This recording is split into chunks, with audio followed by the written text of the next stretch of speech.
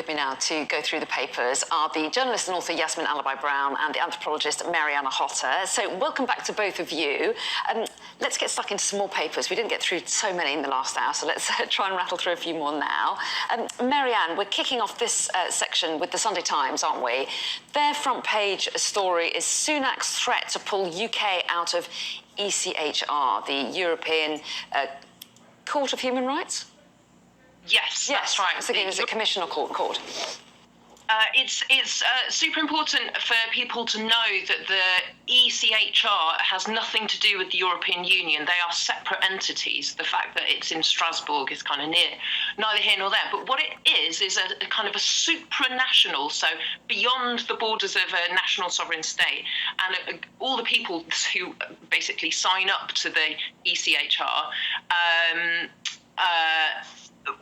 are bound by its rules. So it's a kind of an additional security for citizens who may not be treated well by their nation state, or that laws are being made in their nation state that aren't fair to them. So I think often in the kind of conversation that comes around about the European Court of Human Rights is that they're treading on our national sovereign toes. But that's the whole point. If your country is not defending your rights as an individual, because sometimes your rights as an individual are not aligned with the plans or intentions or nefarious dealings of the government of the country that you live in, then you have this alternative means of seeking justice and fairness and security. So with that as a basis, what the threat here is that apparently Rishi Sunak, if the legal appeal about the Rwanda plan and about stopping people seeking asylum who have arrived in the UK on small boats crossing the English Channel, that they would be immediately deported, therefore effectively not allowed to claim asylum. That currently would be in breach of UK law, but the plan would be to change the law so that would be permitted, that we, the UK, would be allowed to deport people and not allow them to claim asylum because they've arrived illegally. At the moment, there's no means of arriving illegally when you want to claim asylum. And so the kind of threat is, if the European Court of Human Rights overrules the High Court judgment or effectively says the laws that the UK have made are not legal, you're not allowed to use them, then the threat is that, we'll leave the European Court of Human Rights and then you'll have no jurisdiction over UK laws, and so we can get on with it. Apparently, this is an issue that incites lots of strong emotion in people across the UK, whether they're directly affected because they live in a coastal town in Kent or have, never met a refugee. And apparently this is becoming a test of competence, so an area where politicians are having to pin their colours to the mast. Well, that's right. It has to be said, it's journalism. So if you want to complain to IPSO, you probably should, because it interchanges illegal migration with asylum seeking, which is specifically two different things. So, terrible journalism. Interesting story. Okay, that's not something that I've read through in detail, but it does certainly point to the fact that polling and Tory focus groups that they've been looking at show that immigration is, as you say, a top priority for people, and it's clearly something that the government wants to try to address. I'm sure we'll hear plenty more about that.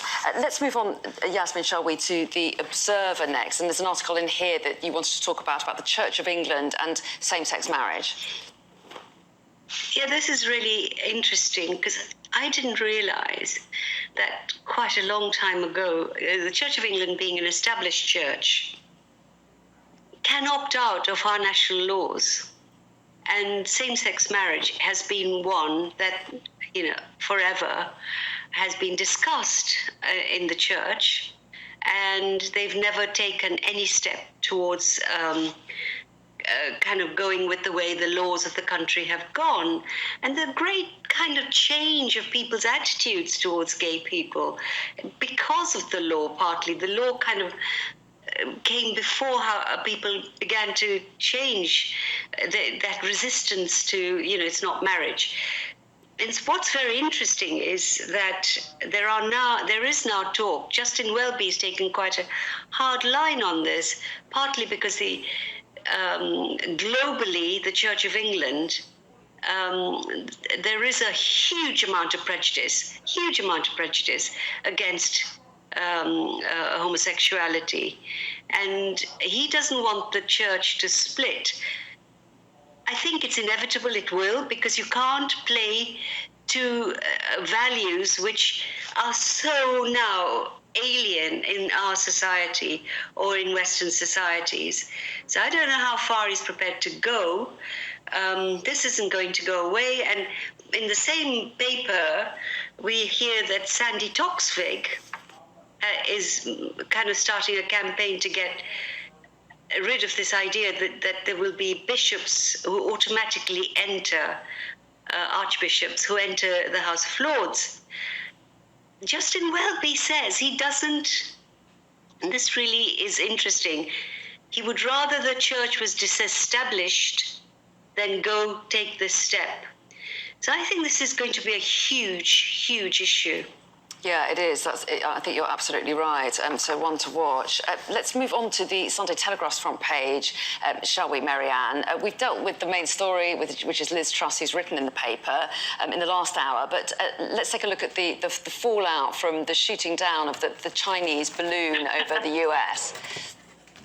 The literal fallout, because it was shot out of the sky by an air-to-air missile from a fighter jet, landed in the sea and has been retrieved.